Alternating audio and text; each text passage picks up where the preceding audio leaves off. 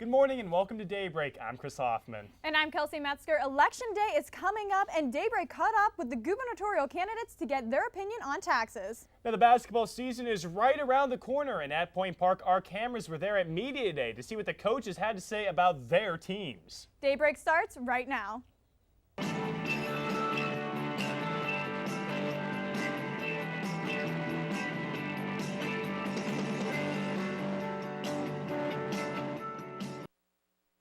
Oh, Kelsey, it was a little bit cold this past week, and we saw almost some snow in the greater elevations there.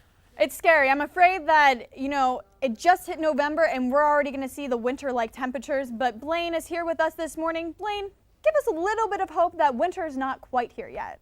It seems like winter is on its way, and I can say that because right now on this Monday morning, we have 50, we're going to be in the upper 50s. We have some wind coming in at 10 miles an hour, but you know what? The week should be brightening up a little bit, so I'll tell you about that later on. But as of right now, there's some big national news going on, especially with NASA. Let's send it over to Brittany Lawford to see what she has to say about it. What onlookers in Long Island, New York thought was a Halloween prank actually turned out to be a chilling murder. Late last Tuesday night, a man beheaded his mother in her Long Island apartment, dragged her body and head onto the street before jumping in front of a commuter train moments later near Farmingdale, New York, killing himself. The suspect killer has yet to be identified, but police reported to Newsday that he had a drug problem. The female victim was identified by the Farmingdale State College officials as Patricia Ward, a longtime professor at the university who taught language arts.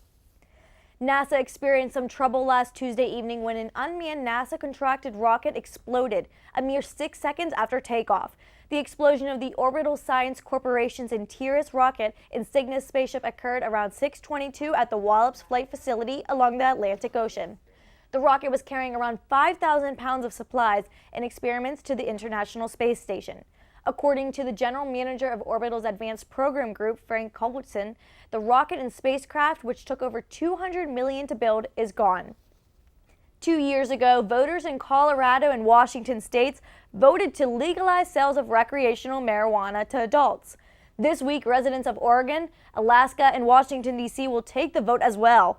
People on both sides of the issue say these initiatives could determine whether there will be a national tide of legalization. The Ebola quarantine of the nurse Casey Hickox may soon turn into a court case. The 33-year-old nurse returned from treating Ebola patients in West Africa and was confined first by New Jersey and now Maine. State law gives the governor authority to confine individuals if there is an actual or threatened epidemic or public health threat.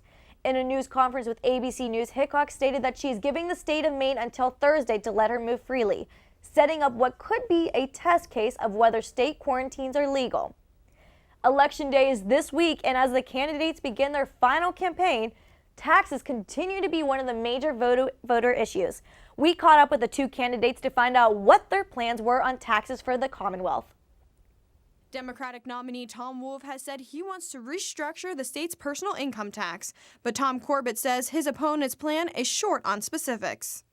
Because again, I demonstrated he will not tell the voter what he's going to do. I think I've been as specific as I can possibly be. Corbett went on to say that Wolf's plans for Pennsylvania just don't add up. We've looked at it. We believe in order to do all the spending that he wants to do, that he would have to raise taxes to about 8 or 9%. I think Commonwealth Foundation said that he would be doubling the taxes. Point News decided to look into this matter. Now the current personal income tax stands at 3.07% under Governor Corbett. This means that you will be paying a flat rate whether you make $10 an hour or $20 an hour. According to Tom Wolf's website, he wants to give the middle class a tax cut by implementing a progressive tax, which means the tax rate will be based on your income. What Wolf hasn't said yet is how much it's going to cost you. As for the specifics, this is what he's willing to share. I want to be honest with this. If you're making, as an individual, $70,000 or $80,000 or $90,000, you're not going to pay more. So that package just ran about the governor's debate in place. James Hill could not join us this week, but it's a big issue before, election time comes around. Most definitely. Tom Wolf really hasn't been too specific on his plan for taxes. That's what really Governor Corbett has been hitting him on. That's right. Coming up on Daybreak, though, the World Series after 7 games has just come to an end. Josh Troop joins us on set with the results and how the Steelers went over the weekend. And Pittsburgh is known for some great food. Later, myself, Blaine King, and Kyle Anthony will show you what it takes to make the perfect Yinzer feast.